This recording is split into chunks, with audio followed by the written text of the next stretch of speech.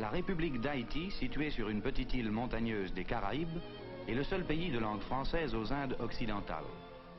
Port-au-Prince, la ville principale, est aussi le siège du gouvernement.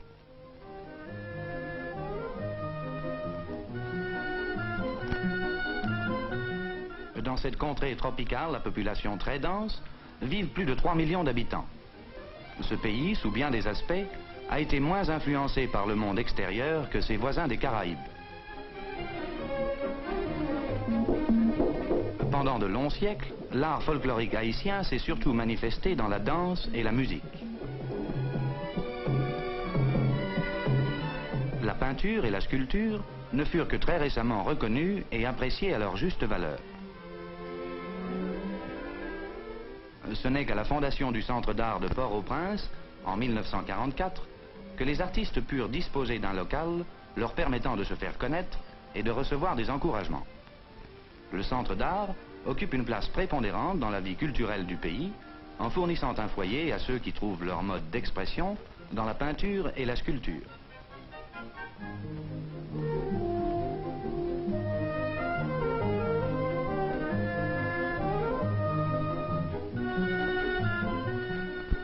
La création de ce paradis est presque entièrement due à un Américain qui vint en Haïti pour enseigner l'anglais, DeWitt Peters.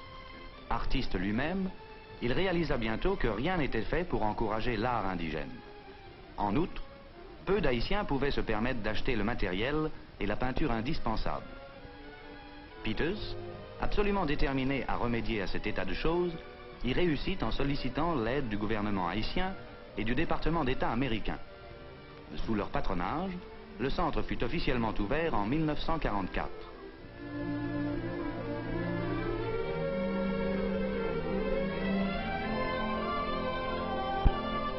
Tous ceux qui désirent peindre ou sculpter y sont les bienvenus.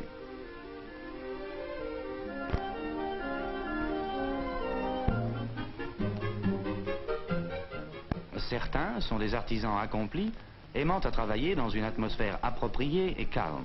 D'autres commencent seulement à apprendre le maniement de leurs outils. Beaucoup sont occupés à différentes tâches manuelles pendant la journée et viennent au centre pendant leurs heures de loisirs.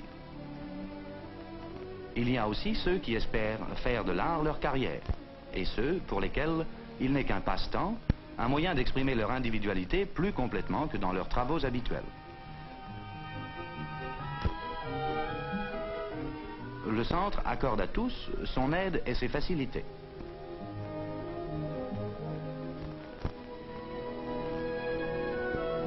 Il dispose de plusieurs instructeurs. L'un d'eux, Maurice Borneau, un enfant du pays étudiant à Paris et aux États-Unis. Il est revenu ici pour enseigner ce qu'il a appris à ses camarades artistes.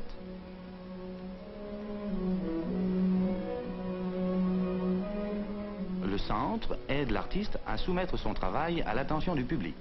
Et les galeries du centre donnent aux profanes la possibilité d'apprécier l'art de leurs compatriotes.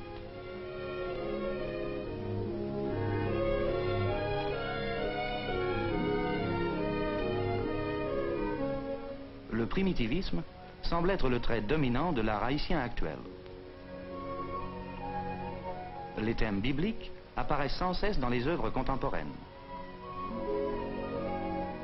Sous la direction de M. Peters, le centre a beaucoup fait pour élargir l'intérêt et les vues des artistes locaux.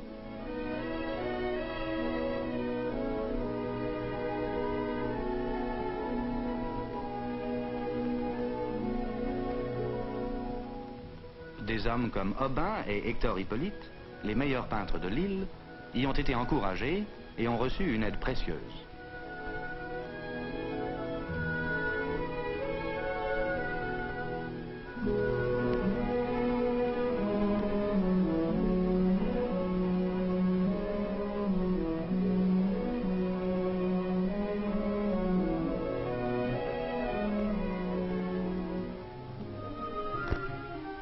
Quoiqu'une grande partie du travail de Peters se fasse au centre, sa tâche la plus importante est de rendre visite à tous ceux de l'île qui veulent peindre. Une grande partie de son temps se passe en déplacement. Au cours des dernières années, des centres annexes ont été établis à travers le pays et Peters est toujours à la recherche de talents nouveaux.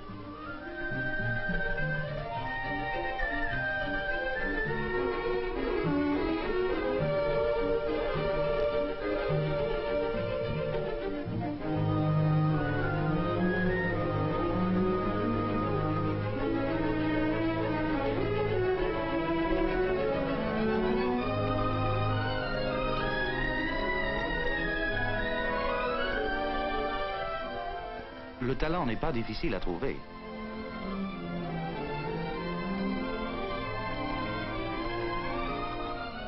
Mais fournir à des peintres comme Ferdinand Pierre le matériel nécessaire est un bien plus grand problème.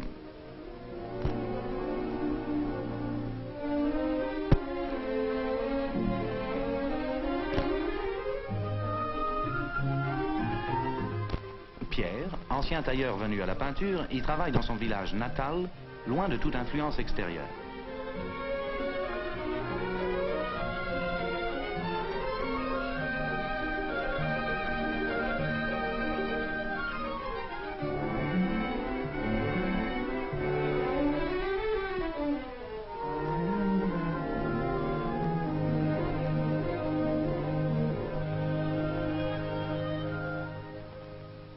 De la vie de Peters, des artistes comme Toussaint Auguste perdraient de leur simplicité et de leur spontanéité s'ils étudiaient au centre.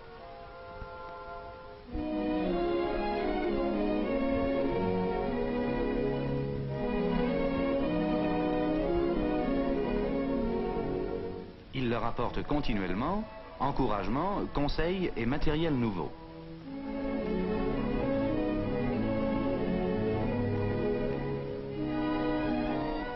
Les peintres haïtiens puisent leur inspiration dans la campagne environnante.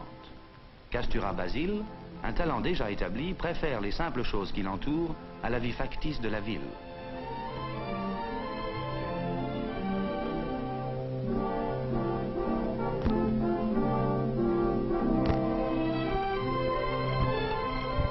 L'ouverture Poisson, lui, ne peut accorder tout son temps à la peinture car il est mécanicien d'aviation, mais il a découvert que l'art, plus que son travail, ouvrait un champ plus vaste à son imagination.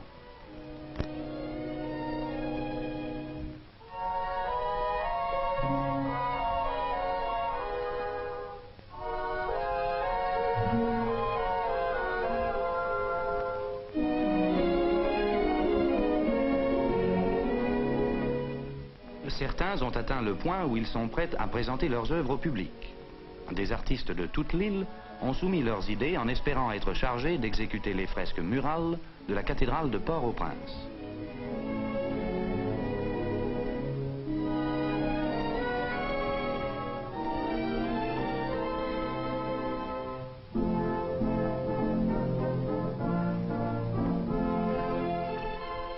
Les organisateurs du centre fournissent de très longues journées de travail.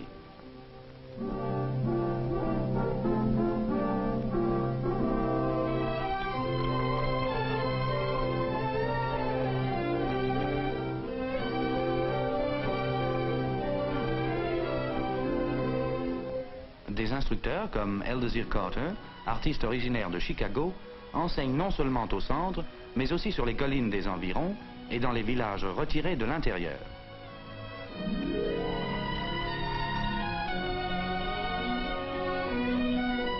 Les promoteurs et les professeurs du centre sont persuadés que l'art constitue un rapprochement certain entre les peuples, puisque les belles choses sont universellement appréciées et que le langage de l'art est international.